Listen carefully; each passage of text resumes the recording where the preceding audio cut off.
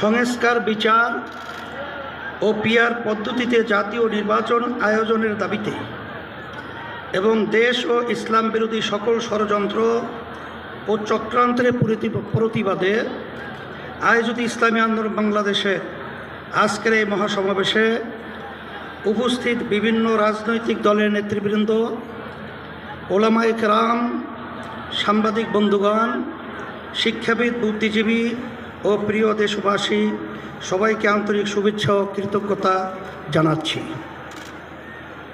অভ্যুত্থানে জীবন উৎসর্গকারী বীর যোদ্ধাদের স্মরণ করছি।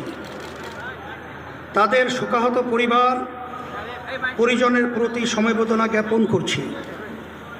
আহত ও ক্ষতিগ্রস্ত সকলের প্রতি সম্মান ও কৃতজ্ঞতা জানাচ্ছি।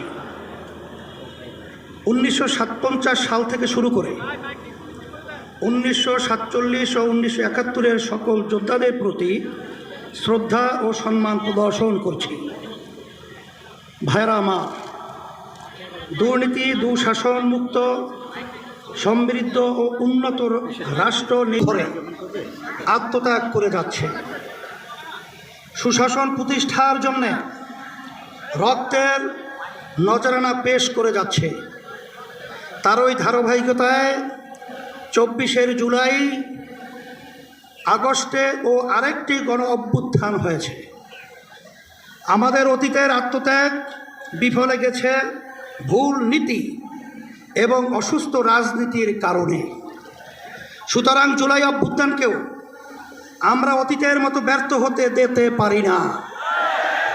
আবু সাঈদ ও মুগ্ধরা আমাদের স্মৃতিতে অম্লান হয়ে আছে।